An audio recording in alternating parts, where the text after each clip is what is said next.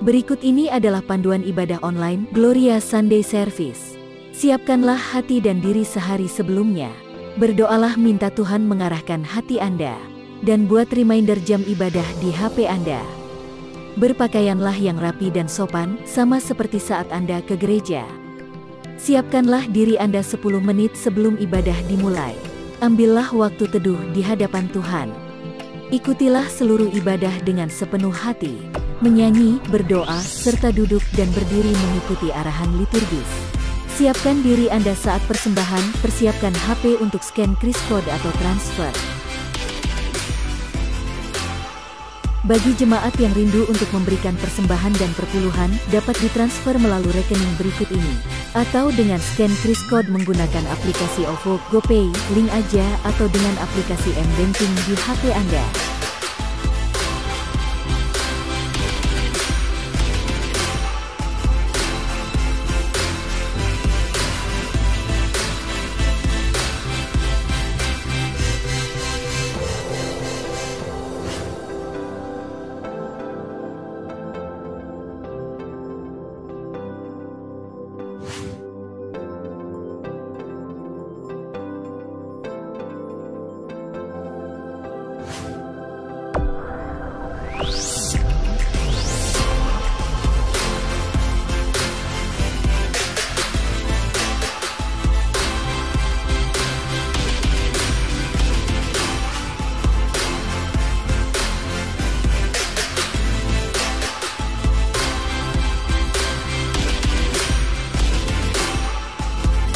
Shalom, jemaat GK Gloria yang terkasih dalam Kristus.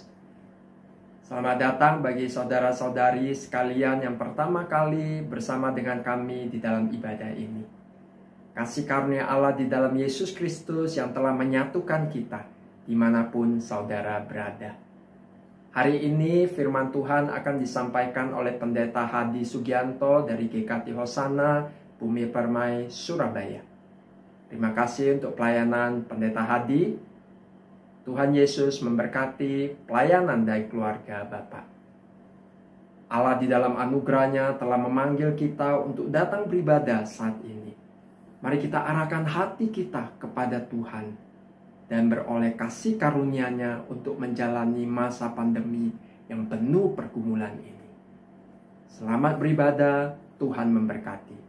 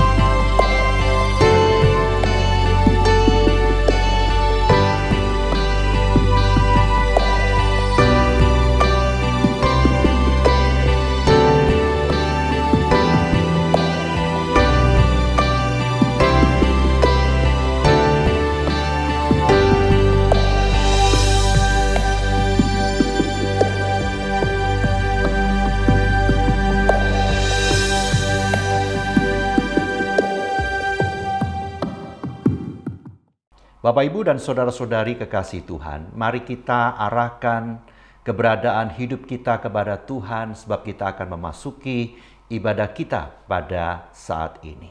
Ibadah kita pada saat ini dari awal, pertengahan, sampai kepada akhirnya.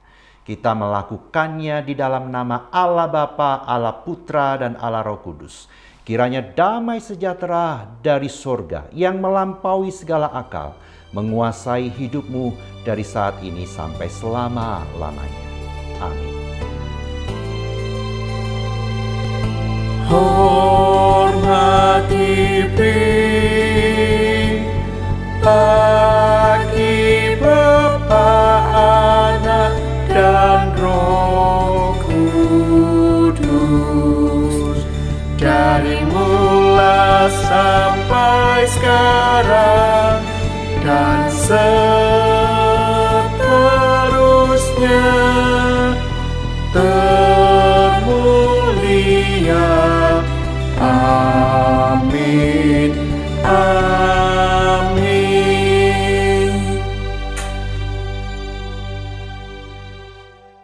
Terpujilah Tuhan, hari demi hari Ia menanggung bagi kita. Allah adalah keselamatan kita. Akuilah kekuasaan Allah, kemegahannya ada di atas Israel, kekuasaannya di dalam awan-awan. Allah adalah dahsyat dari dalam tempat kudusnya. Allah Israel, Dia mengaruniakan kekuasaan dan kekuatan kepada umatnya. Terpujilah Allah. Ya Bapa, inilah kami, anak-anak-Mu yang mau datang membawa sembah kami. Engkau yang mau layakkan setiap kami, Tuhan. Biarlah pujian syukur kami ini berkenan bagi kemuliaan-Mu, ya Tuhan. Segala pujian hanya bagi Engkau. Kau mencipta hidupku, pelihara jiwaku.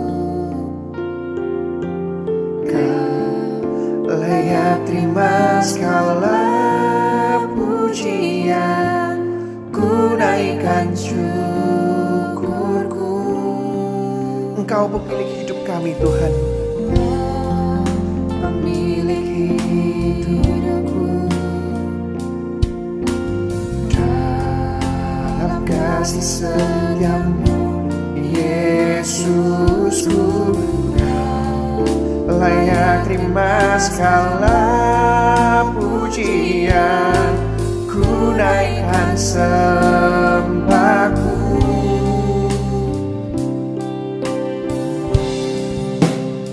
Segala pujian dan syukur bagimu, Allah yang mulia, kuduslah namamu. Kaulah yang awal dan akhir dari segalanya.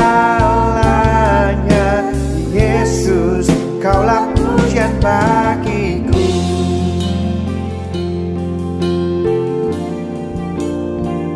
Kau pencipta hidupku, pencipta hidupku. Engkau yang memelihara setiap kami, Tuhan. Engkau yang layak menerima segala pujian dan sembah kami, Yesus. Segala pujian, ku naikkan syukurku. Engkau yang memiliki hidup kami, Tuhan. Pemilik hidupku, dalam kasih setiamu, Yesusku. Layak terima segala pujian, ku naikkan sembahku.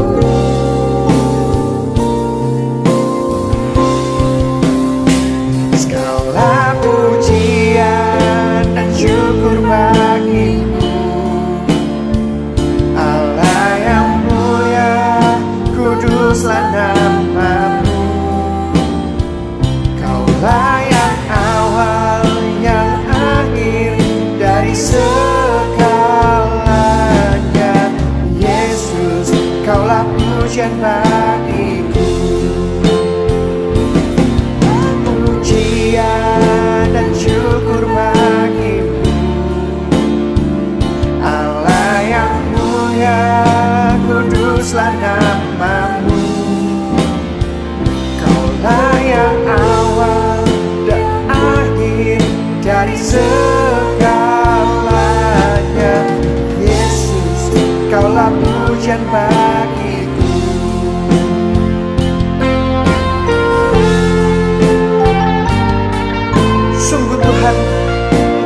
Dialah yang layak untuk menerima pujian kami, sembah kami.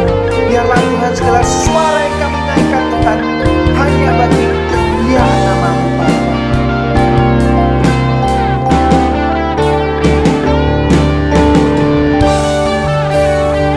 Segala pujian dan syukur bagi-Mu, Allah yang mulia, kuduslah nama-Mu.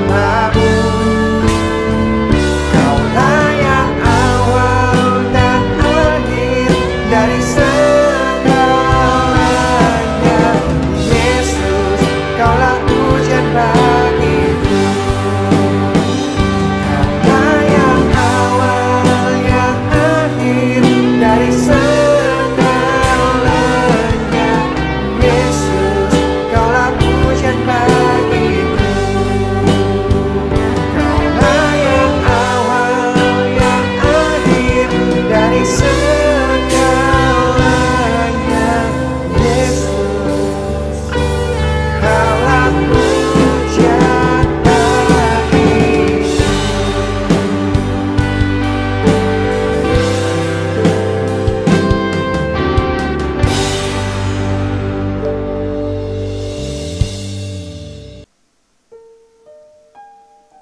Ya Bapa, kami datang ke dalam hadirat-Mu Tuhan. Tuhan, kami mau menyerahkan untuk setiap dosa-dosa kami yang mungkin kami lakukan dalam satu minggu ini. Engkau Tuhan yang mau melayakkan setiap kami, Engkau yang menyucikan setiap kami, supaya setiap sembah kami, pujian kami Tuhan, hanya untuk kemuliaan nama-Mu. Engkau yang mau siapkan hati kami, bukakan pikiran kami Tuhan. Biarlah setiap mulut kami boleh memuji Engkau, meninggikan Engkau. Segala pujian kami Tuhan hanya bagi-Mu. Terima kasih ya Bapa, Engkau yang mau berkati Tuhan untuk ibadah kami pada hari ini. Di dalam nama-Mu Yesus kami berdoa. Amin. 1 Korintus pasal yang pertama ayat 30 hingga ke 31. Tetapi oleh Dia kamu berada dalam Kristus Yesus, yang oleh Allah telah menjadi hikmat bagi kita. Ia membenarkan dan menguduskan dan menebus kita. Karena itu seperti ada tertulis, barang siapa yang bermegah, hendaklah ia bermegah di dalam Tuhan. Mari kita mengangkat suara kita. Kami datang Tuhan bersatu hati, membawa pujian sorak-sorai kami hanya bagi Engkau Yesus, Raja mulia.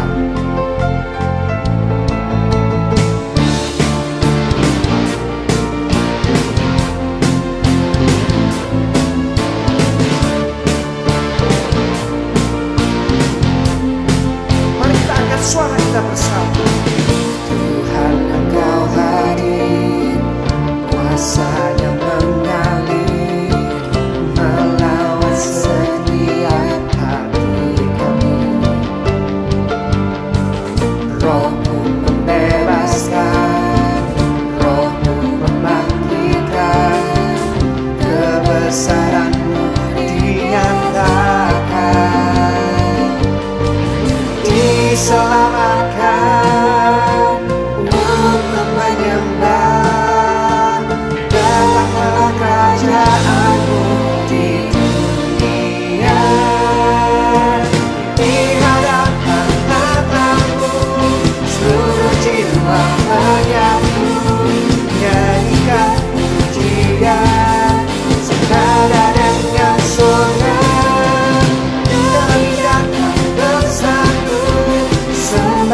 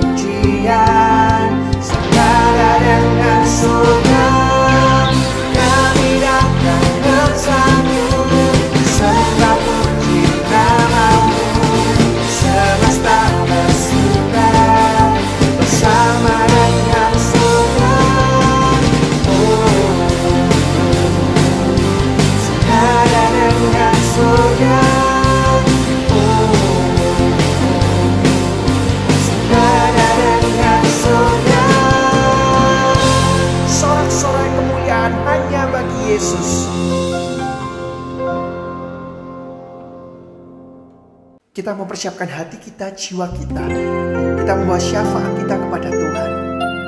Mungkin sebagian dari kita sedang mengalami badai kehidupan, tapi kita mau berserah dan bersandar mengiring Tuhan seumur hidup kita. Tak akan pernah Ku sesali mengiring Yesus sepanjang hidupku, lewati lembah air mata. Ku saksikan kemuliaan-Mu dinyatakan. Berapapun harga yang harus ku bayar, ku kan tetap setia melayani, mengasihi-Mu,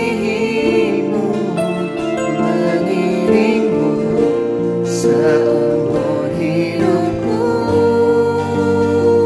Janji-Mu kan tetap ku pegang teguh, sampai ku dapat mahkota kehidupan.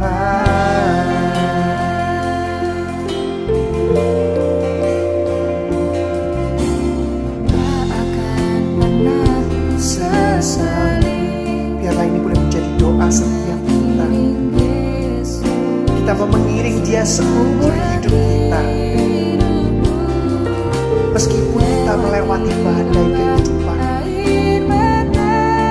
biarlah kita boleh menyaksikan kemuliaan Tuhan dinyatakan dalam kehidupan kita.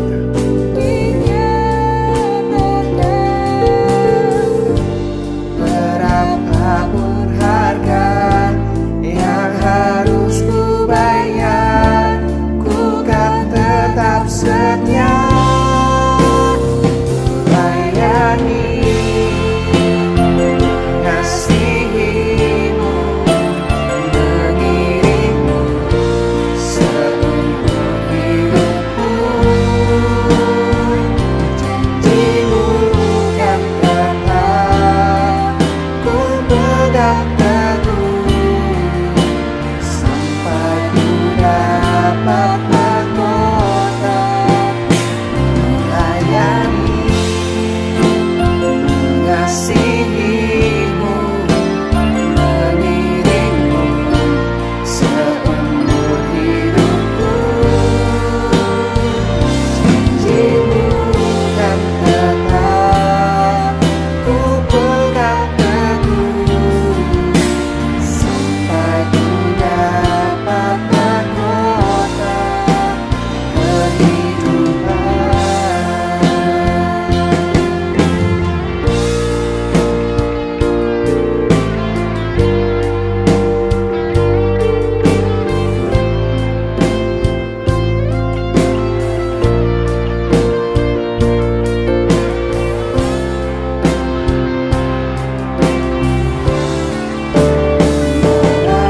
Melayani,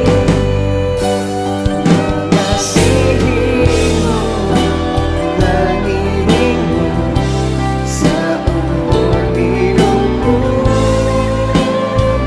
Janji-Mu kan tetap ku pegang teguh, sampai ku dapat mahkota kehidupan. Sampai ku dapat mahkota kehidupan. Sampai ku dapat mahkota kehidupan.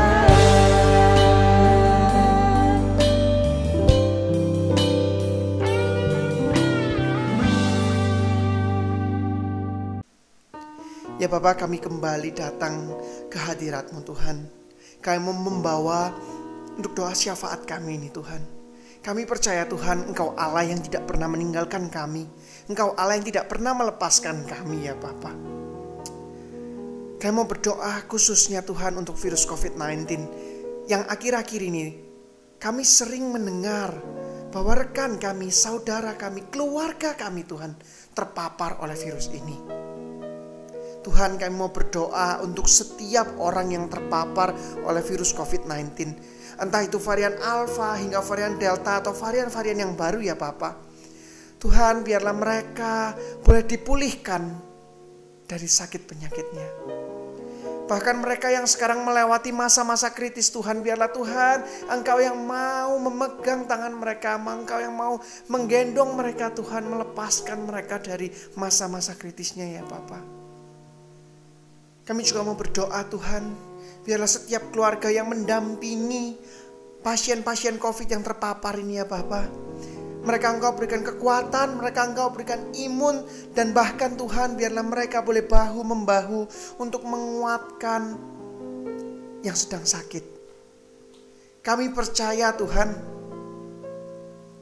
seperti lagu yang kami naikkan, biarlah Tuhan kami boleh mengiring Engkau sepanjang hidup kami, melewati lembah air mata atau badai kehidupan ini Tuhan. Kami tahu ini gak mudah bagi setiap kami.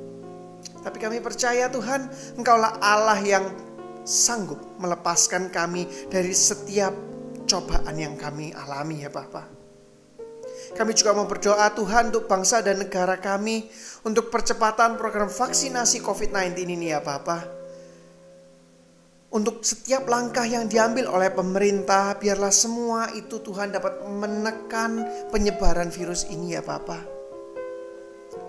Biarlah vaksin ini Tuhan boleh sesegera mungkin Tuhan untuk terdistribusikan ke seluruh tempat di Indonesia ini Tuhan. Sehingga warga negara kami Tuhan semuanya boleh memiliki antibodi terhadap virus ini ya Bapa. Terima kasih Tuhan, terima kasih ya Bapa. Kami mau serahkan Tuhan untuk setiap doa kami ini Tuhan hanya ke dalam tangan-Mu. Kami mau membawa seluruh doa dan permohonan kami sesuai dengan doa yang Yesus ajarkan kepada kami. Bapa kami yang di sorga, dikuduskanlah nama-Mu, datanglah kerajaan-Mu, jadilah kehendak-Mu di bumi seperti di sorga.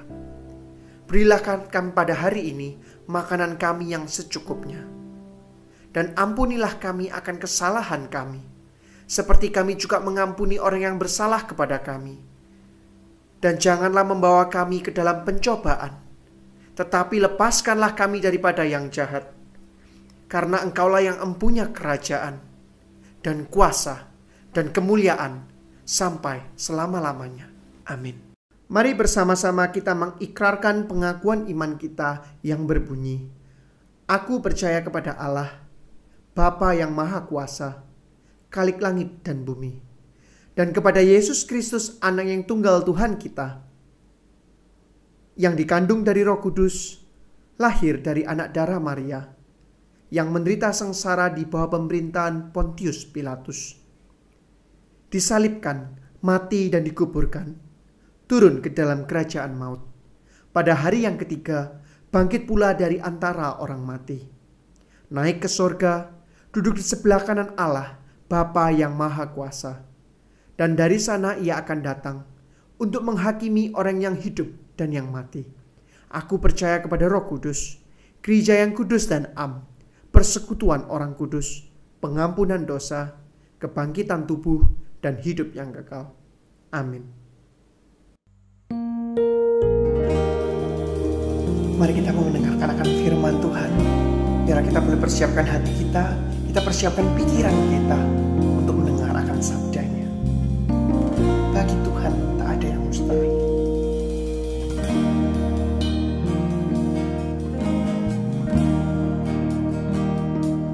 Ku yakin saat Kau berfirman, ku menang saat Kau bertindak. Hidupku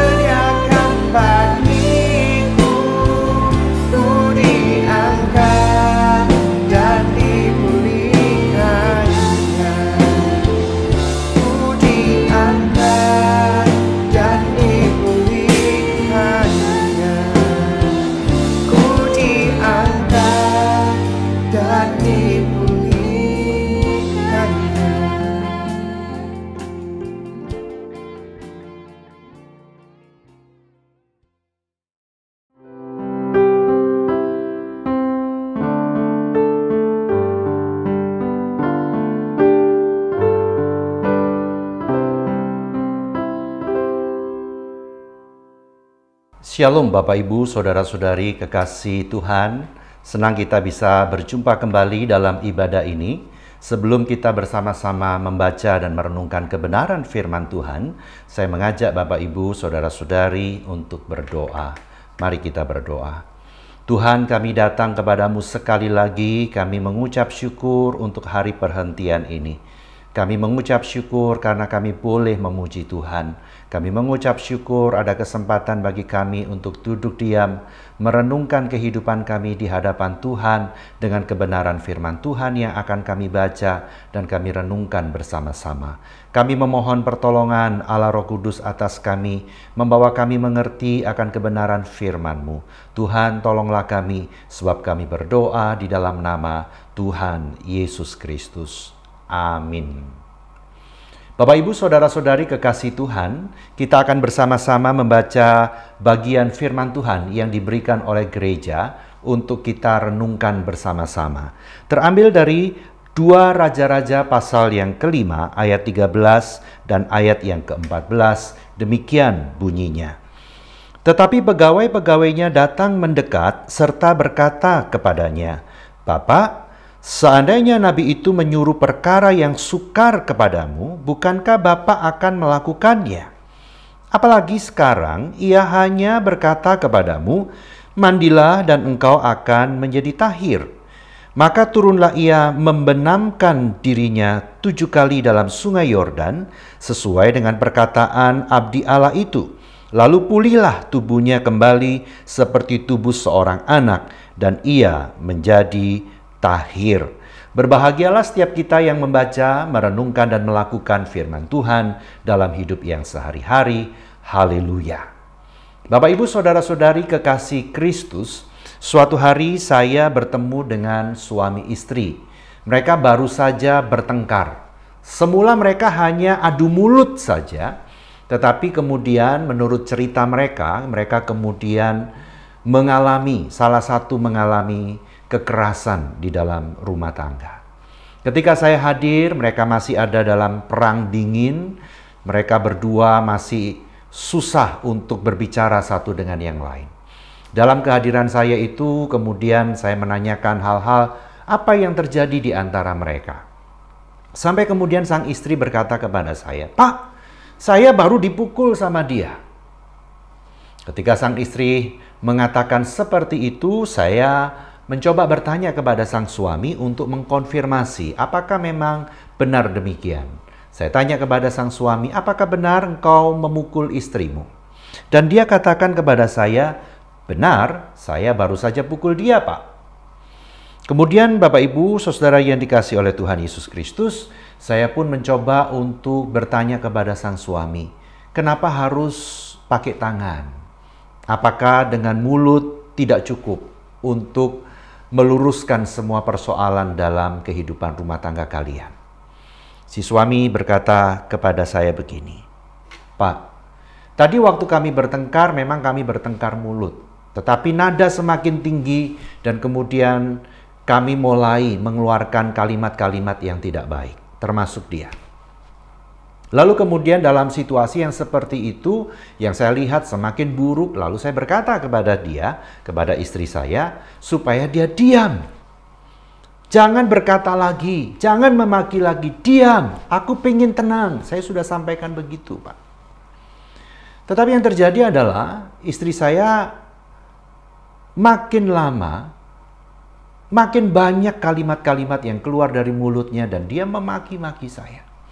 Dan saya menjadi tidak tahan dengan hal itu. Kemudian saya berpikir keras bagaimana cara menghentikan dia untuk dia tidak lagi mengeluarkan kalimat-kalimat yang menyakitkan itu. Maka kemudian saya pukul dia. Karena saya pikir itu adalah cara yang terbaik untuk membuat dia diam. Dan memang hasilnya dia diam, Pak, setelah itu. Bapak, Ibu, dan saudara-saudari yang dikasihi oleh Tuhan Yesus Kristus, apakah memang sukar untuk diam saat diminta diam? Apakah memang sukar untuk tidak memukul saat ada keinginan yang kuat untuk memukul? Apakah itu sukar? Tentu kita punya jawabannya masing-masing, bukan? Lalu bagaimana dengan hubungan kita dengan Tuhan Yesus? Bukankah sewaktu-waktu atau seringkali Tuhan Yesus juga meminta kepadamu dan juga kepadaku untuk melakukan sesuatu. Apa jawaban kita bila Tuhan Yesus ingin engkau dan saya melakukan sesuatu itu? Apakah pada saat ini yang ada di dalam pikiran dan hati kita hanya ada kata sukar? Kalau Tuhan meminta kita melakukan ini, yang keluar spontan dari mulut kita, sukar itu Tuhan untuk dilakukan, sukar. Apakah kata-kata itu yang seringkali keluar dari mulut kita? Dan apakah kalimat, ya saya bersedia, saya mau melakukan, saya mau mencoba. Itu adalah kalimat-kalimat yang sudah mulai jauh dari hidup kita pada saat ini. Saya tidak tahu, tentu banyak sebab Bapak Ibu dan Saudara. Apakah kesulitan-kesulitan yang kita alami saat ini membuat kita ada dalam kondisi yang seperti tadi saya sebutkan? Kalau kita membaca dalam bagian firman Tuhan itu, yang tadi kita baca, kita menemukan bahwa yang kita baca ini adalah cerita tentang kesusahan Naaman. Naaman itu adalah seorang panglima tentara Aram yang sangat dihargai dan yang sangat disayangi oleh Raja Aram. Dan dikatakan di dalam firman Tuhan bahwa Tuhan itu berpihak kepada Naaman. Karena ada banyak peperangan-peperangan yang dilakukan, yang dipimpin olehnya. Dan Tuhan memberikan kemenangan kepadanya. Tetapi pada saat itu Naaman punya persoalan yang begitu serius. Jabatan boleh tinggi, kedudukan boleh tinggi, harta boleh banyak. Tetapi pada saat itu Naaman menghadapi satu situasi yang tidak mudah karena ada kusta di dalam tubuhnya. Ada kusta di kulitnya. Dan itu mengganggu dia. Dia mencoba berusaha untuk bisa sembuh dari sakit penyakit ini. Dan entah berapa tabib yang dia sudah kunjungi supaya dia bisa disembuhkan. Tetapi kenyataannya sampai pada saat itu dia belum mengalami kesembuhan. Sampai pada akhirnya Naaman menerima info dari seorang gadis Israel yang dia bawa. Pada saat dulu Aram mengalahkan Israel, anak gadis ini dibawanya dan ditaruh di dalam rumahnya. Dan anak gadis ini bekerja di rumah Naaman. Waktu gadis ini melihat sang tuannya ada dalam keadaan sakit kusta itu, maka gadis kecil ini memberanikan diri memberitahukan kepada Naaman.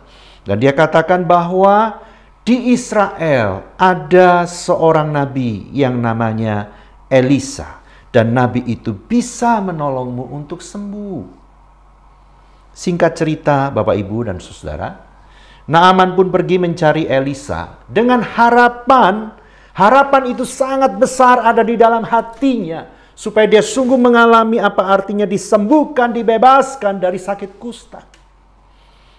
Lalu setibanya di tempat tujuan, ternyata Naaman itu hanya ditemui oleh seorang suruhan Nabi Elisa. Dan suruhan itu menyampaikan pesan.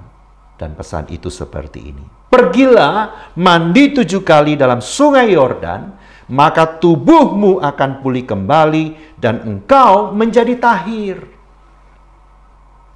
Saat Naaman mendengarkan apa yang disampaikan oleh suruhan Nabi Elisa ini, Naaman tidak langsung melakukannya. Tetapi Alkitab mengatakan bahwa pada saat Naaman mendengarkan kalimat dari suruhan dari Nabi Elisa itu, hati Naaman menjadi gusar. Apa artinya Naaman gusar pada saat itu? Apakah sekedar dia gelisah atau apa arti gusar? Bapak, Ibu, dan Saudara, ternyata arti kata gusar itu menunjuk bahwa pada saat itu hati Naaman menjadi panas. Di dalam diri Naaman ada kemarahan. Bisa jadi sebagai panglima yang terhormat, yang disayang oleh Raja Aram, Naaman merasa tidak diperlakukan dengan layak saat sudah tiba di tempat di mana Elisa berada. Orang sekelas dirinya tidak ditemui langsung oleh Elisa, tetapi hanya oleh seorang suruhan. Nampaknya Naaman punya gambaran tersendiri tentang bagaimana proses kesembuhan yang akan diterimanya itu sebelum dia sampai di tempat di mana Elisa berada. Bayangan-bayangan itu, gambaran-gambaran itu bisa jadi Naaman punya keinginan pada saat dia tiba, Elisa itu menemui dirinya sendiri secara langsung. Lalu kemudian Naaman berseru kepada Tuhan sambil menggerak-gerakkan tangannya begitu di atas tubuh Naaman mungkin. Lalu berkata, sembuhlah kamu, dan sembuh. Itu bayangan pikiran Naaman. Tetapi itu tidak dia dapat. Soal sungai pun Naaman bertanya, kenapa sungai Yordan? Bukankah ada sungai Abana atau sungai Parpar? Dua sungai ini adalah sungai yang jauh airnya lebih baik daripada sungai Yordan. Bapak, Ibu, dan saudara-saudari kekasih Kristus, bukankah apa yang ada di dalam kepala, di dalam hati Naaman itu juga seringkali ada di dalam hidup kita? Bahkan pada saat-saat kita juga ada dalam pergumulan berat. Kita berharap, meminta, memohon kepada Tuhan Yesus. Tetapi ternyata di dalam hati, di dalam kepala kita, kita juga mau Tuhan Yesus itu mengikuti cara kita. Tuhan Yesus itu menuruti waktu kita. Sampai-sampai kita memikirkan tempat, sampai-sampai kita memikirkan siapa orang-orang yang harus Tuhan pakai untuk menolong dirinya. Bukankah itu seringkali ada dalam diri kita? Walaupun sebelumnya kita memohon Tuhan Yesus menolong untuk mendengarkan doa kita. Tuhan Yesus pernah dengan sangat gamblang mengatakan dalam doa Bapa kami. Dalam penggalan doa Bapa kami, Tuhan Yesus pernah berkata seperti ini. Kalau engkau berdoa, katakanlah, datanglah kerajaanmu, jadilah kehendakmu di bumi seperti di surga. Bapak, Ibu, dan saudara-saudari kekasih Tuhan, apakah doa ini hanya menyinggung soal materi doanya yang harus sesuai seperti yang Yesus ajarkan? Apakah doa ini hanya menyinggung soal substansi apa yang harus sesuai dengan apa yang Tuhan mau supaya doa kita diterima? Saya yakin bahwa ini tidak bicara hanya soal substansi doa. Tetapi Tuhan Yesus juga mau engkau dan saya, waktu kita berdoa dan memohon kepada Tuhan, kita pun rela. Tuhan menggunakan cara apapun, Tuhan memakai waktu kapanpun untuk menolong kita seperti yang Dia kehendaki, bukan yang seperti kita mau. Bapak, Ibu, dan saudara-saudari yang dikasihi oleh Tuhan Yesus Kristus, saya tidak tahu apa yang menjadi pergumulanmu, kesulitanmu saat ini. Saya yakin sebagai seorang Kristen kau sudah berdoa kepada Tuhan. Suatu saat saya pernah dihubungi oleh seorang perawat, dan perawat itu adalah jemaat di gereja. Perawat itu meminta tolong kepada saya untuk datang ke rumah sakit karena beliau ini sedang merawat seorang bapak yang sedang sakit di rumah sakit. Ibu perawat ini berkata kepada saya, Bapak tolong bisa berdoa untuk dia, untuk orang ini. Karena beberapa malam dia selalu merintih kesakitan. Gusinya bengkak, Pak, kata si perawat. Kami sudah memberikan obat tahan nyeri sampai dosis yang sesuai dengan tubuhnya dan yang paling tinggi, tetapi ternyata Bapak ini terus merintih, menangis kesakitan. Mungkin Bapak bisa menenangkan dan mendoakannya.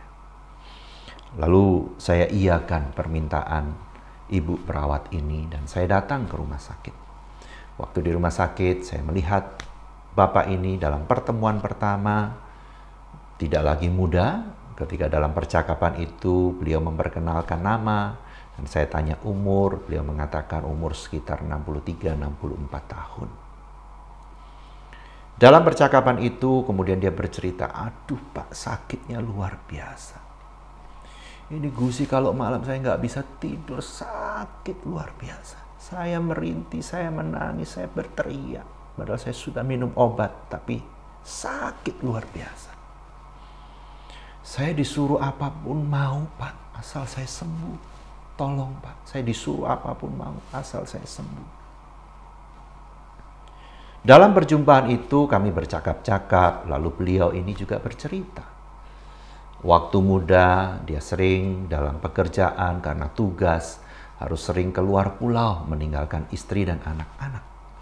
Dan beliau katakan kadang itu hitungan bulan, kadang itu bisa hitungan tahun. Dan beliau katakan dengan jujur kepada saya, sampai hari ini istri dan anak-anak saya tidak tahu kalau saya dulu pernah punya wanita lain di seberang sana. Tapi sekarang sudah bubar, Pak. Dan tidak hanya itu, saya pun jatuh berkali-kali dengan pelacur. Dan itu yang saya lakukan dalam kehidupan saya di luar, di seberang sana. Istri dan anak-anak saya tidak ada yang tahu. Waktu beliau bercerita seperti itu, saya mulai tertarik dan kemudian saya mengatakan kepadanya dengan kalimat seperti ini, Pak, jangan-jangan ini persoalan yang Bapak harus selesaikan di hadapan Tuhan. Memohon ampun kepada Tuhan. Beliau ini adalah seorang Kristen dari sejak lahir Kristen. Seorang yang ikut Tuhan dari sejak lahir karena keluarganya Kristen. Lalu beliau berkata sekali lagi kepada saya disuruh apapun mau Pak, asal sembuh, sakit sekali. Oke. Saya katakan, Bapak berdoa, mohon ampun kepada Tuhan. Saya ada di sini, saya akan dengarkan Bapak berdoa memohon ampun kepada Tuhan Yesus. Dan dia lakukan. Dia berdoa sambil menangis, dia menyesal, dia mohon ampun untuk semua dosa-dosa persinahan yang pernah dia lakukan. Mohon belas kasihan Tuhan membebaskan dia, mengampuni dia. Selesai berdoa, saya tutup di dalam doa untuk mendoakan beliau. Lalu saya pamit pulang. Setelah saya pamit pulang, besok kemudian saya tanya kepada ibu perawat lewat telepon, bagaimana Bu keadaan Bapak itu. Ibu perawat ini mengatakan kepada saya begini, puji Tuhan Pak. Tadi malam waktu saya antar obat seperti obat nyeri yang biasa dia harus minum sebelum tidur, Bapak itu tiba-tiba berkata kepada saya nggak usah dikasih obat nyeri lagi. Saya percaya bahwa Tuhan Yesus sudah pulihkan saya. Dan Pak, Bapak itu memang tadi malam tidur tanpa minum obat. Dan tidak lagi menangis kesakitan. Tidak lagi menangis seperti malam-malam sebelumnya. Bapak, Ibu, dan saudara-saudari yang dikasihi oleh Tuhan Yesus Kristus, apa artinya? Tuhan Yesus itu punya cara. Tuhan Yesus punya waktunya sendiri untuk menyembuhkan. Walau mungkin caranya tidak sama dengan yang kita mau dan yang kita pikirkan, bukan? Dalam peristiwa yang lain, saya pernah juga datang ke rumah sakit, visit kepada seorang ibu. Beliau ini asal dari luar kota, karena sakit penyakit harus dirujuk di rumah sakit di Surabaya. Saya mendatangi beliau dan kemudian dalam perjumpaan itu, dalam percakapan sebelum saya berdoa, ada banyak hal yang dia cerita. Kemudian saya bertanya kepada beliau, saya akan berdoa, apa yang bisa saya bantu doa? Ibu ini berkata, Pak, doakan saya untuk kesembuhan sakit saya. Saya pengen pulang, cepat pulang ke rumah, Pak. Saya kangen rumah, dia katakan. Baik, Bu, saya akan mendoakan. Sebelum saya mendoakan, tiba-tiba ada dorongan di dalam hati saya untuk saya bertanya kepada beliau ini tentang anak-anaknya. Akhirnya saya langsung juga bertanya sebelum berdoa itu, Ibu, bagaimana dengan anak-anak Ibu? Apakah mereka semua ada dalam keadaan baik atau bagaimana? Lalu ibu itu berkata kepada saya, Pak, anak saya baik-baik, anak saya 3, semuanya baik-baik. Mereka adalah anak yang baik, anak yang berbakti, anak yang cinta orang tua. Oke, informasi itu saya terima dan kemudian saya berkata kepada ibu itu, mari kita berdoa, Bu, untuk meminta Tuhan menyembuhkan ibu. Maka kami berdoa. Saya memimpin di dalam doa. Sementara saya berdoa, di tengah-tengah berdoa itu saya mendengar ibu itu menangis sesenggukan. Menangis sesenggukan seperti ada sesuatu yang membuatnya dia begitu susah. Sementara saya berdoa, saya berpikir, apa yang harus saya lakukan? Akhirnya saya memutuskan untuk segera menghentikan doa saya. Karena saya pikir setelah itu saya bisa melanjutkan doa saya. Saya hentikan doa saya, kemudian saya tanya kepada ibu itu, "Ibu, apa yang membuat hatimu susah sehingga engkau menangis pada saat berdoa?" Ibu ini berkata kepada saya begini, "Pak, saya minta maaf sebelumnya. Saya bohong. Sebetulnya anak saya tidak semuanya baik. Saya punya kebencian yang besar dengan anak nomor 2. Dia itu anak yang nakal luar biasa, menghabiskan banyak uang, tidak hormat dengan orang tua. Saya benci setengah mati dengan dia. Maaf Pak, saya tadi berbohong." Saya bilang kepada ibu itu, "Iya Bu, tidak apa-apa. Setiap kita punya kesulitan, punya persoalan dalam hidup kita. Sekarang pertanyaan saya, kalau engkau merasa begitu benci dengan anakmu yang nomor 2, apakah saat ini engkau bersedia untuk memberikan pengampunan untuk anak ibu? Melepaskan pengampunan sebelum saya berdoa lagi." Ibu itu hanya terdiam. Saya juga diam. Sampai akhirnya ibu itu berkata, "Pak, saya bersedia." "Baik, Ibu ampuni anak ibu." Kemudian saya melanjutkan doa itu. Bapak, Ibu, dan saudara yang kekasih di dalam Tuhan Yesus Kristus. 2 hari kemudian saya mendengarkan kabar ibu itu boleh meninggalkan rumah sakit dan dinyatakan sembuh. Apa artinya? Mengampuni bagi banyak orang tidaklah mudah, namun kadang itulah yang Tuhan mau kita lakukan supaya kita bisa menerima berkat yang baru dalam hidup kita. Sesungguhnya apa masalah Naaman? Sakit kustanya kah? Apa sesungguhnya yang menjadi masalah Naaman? Kesombongannya kah? Apa sesungguhnya?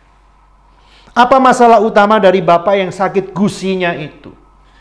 Gusi yang sakitkah ataukah ada masalah spiritual, masalah rohani yang Tuhan mau itu harus dia selesaikan dengan memohon ampun kepada Tuhan? Apakah masalah utama dari ibu yang tadi sakit? Apakah sakit penyakitnya ataukah kebenciannya kepada anak nomor 2-nya? Bapak, Ibu, dan saudara-saudari kekasih Tuhan, memang tidak semua sakit karena ada persoalan-persoalan rohani atau persoalan-persoalan spiritual yang harus diselesaikan.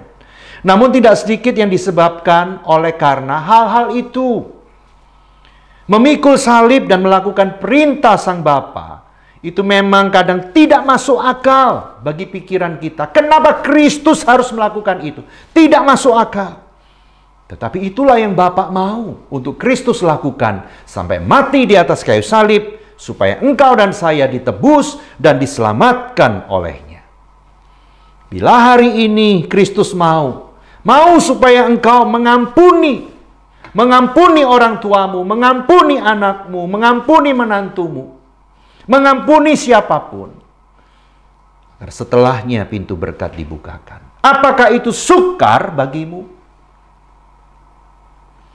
Bila hari ini Kristus mau, engkau tidak lagi menjadi orang yang sombong, orang yang keras hati, selalu mempertahankan gengsi daripada hidup sesuai dengan kebenaran Tuhan, dengan kebenaran firman Tuhan. Kalau hari ini Tuhan Yesus minta, letakkan kesombongan dan kekerasan hatimu. Apakah itu sukar untuk engkau lakukan? Kalau engkau mau meletakkannya, tidak ada yang mustahil. Ada pintu berkat yang baru dibukakan, yang selama ini memang sengaja ditutup. Menunggu sampai engkau melakukan apa yang Tuhan mau. Apakah itu sukar bagimu? Mari kita taati Tuhan. Mari kita rendahkan diri kita di hadapan Tuhan Yesus Kristus. Sekalipun itu tidak masuk akal. Sekalipun itu berlawanan dengan nilai-nilai yang kita pegang dalam hidup ini. Tapi kalau firman Tuhan mengatakan engkau harus melakukan firman Tuhan, meskipun itu berbenturan dengan nilai-nilai hidupmu, pilihlah untuk melakukan apa yang Tuhan mau. Apakah itu sukar bagimu? Mari kita taati Tuhan, Bapak, Ibu, dan saudara-saudara.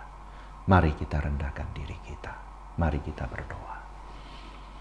Bapa di surga, inilah hidup kami. Tuhan, tolonglah kami, supaya sungguh kami belajar taat melakukan apa yang Tuhan kehendaki. Meskipun kadang akal budi kami memberontak, perasaan kami melawan, tapi biarlah semuanya boleh kami tundukkan ketika kami berhadapan dengan firman-Mu dan kehendak-Mu supaya kami melakukan. Tolonglah kami ya Allah Roh Kudus supaya kami memilih menaati, melakukan apa yang Tuhan kehendaki, daripada mengikuti nafsu, kemarahan, kebencian, kejengkelan kami. Terima kasih banyak Tuhan. Inilah doa kami di dalam nama Tuhan Yesus. Kami berdoa. Amin.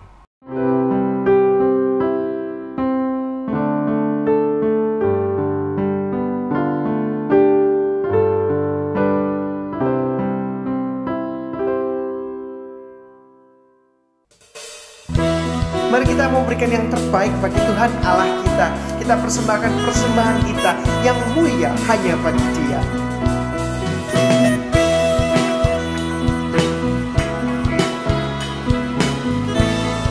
Pakai hidup kami Tuhan. Take my life and let it be consecrated, Lord, to Thee. Take my moments and my days, let them flow in ceaseless praise. Let them flow in ceaseless praise. Take my hand and let them move. Take my hands and let them move at the impulse of Thy love. Take my feet and let them be sweet and beautiful for Thee. Sweet and beautiful for Thee. Pakai hidup kami Tuhan, seluruh roh dan jiwa kami. Pakai hidupku ini, seluruh roh dan jiwaku. Pakai tanganku ini, hatiku digerakkan, digerakkan kasih-Mu.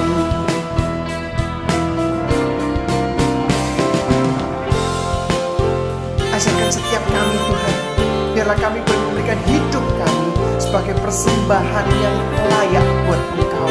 Biarkan Tuhan kami boleh melayani Engkau melalui setiap hidup kami Bapa. Pakai kakiku ini, pakai kakiku ini, tiap langkah ikut-Mu.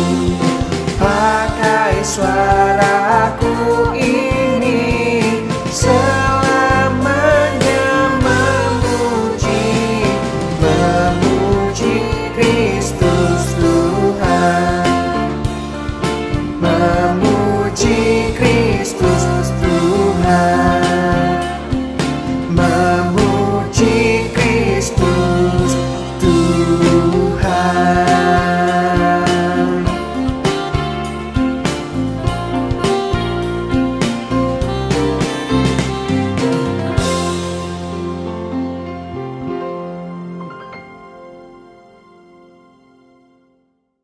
Ya Tuhan, inilah kami dengan membawa persembahan kami. Kiranya Engkau yang mau memberkati persembahan ini, agar dapat dipakai hanya untuk kemuliaan nama-Mu. Kami tahu ya Tuhan, persembahan ini tidak sebanding dengan apa yang telah Engkau berikan kepada kami.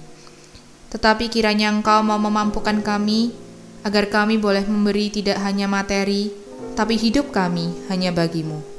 Terima kasih ya Tuhan. Syukur kami panjatkan hanya di dalam nama Tuhan Yesus Kristus. Amin. Bagi Dia adalah kemuliaan, kebesaran, kekuatan, dan kuasa sebelum segala abad dan sekarang dan sampai selama-lamanya. Doxologi.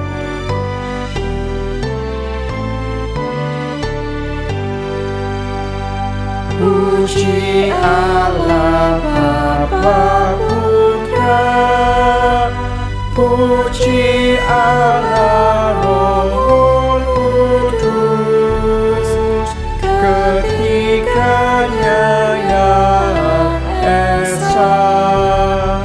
Pohon selamat sumber berkat.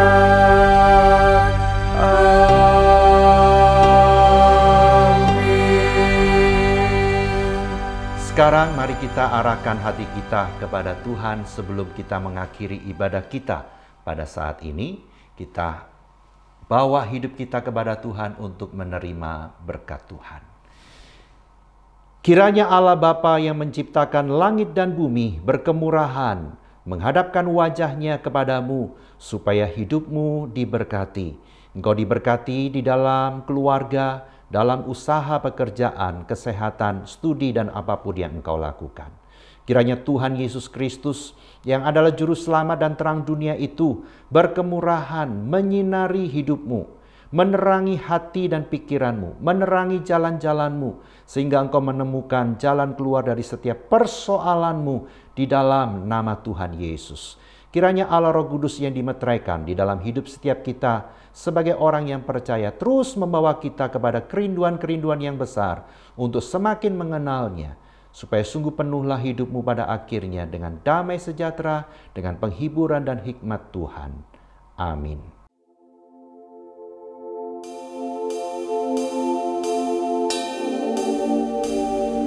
Amin.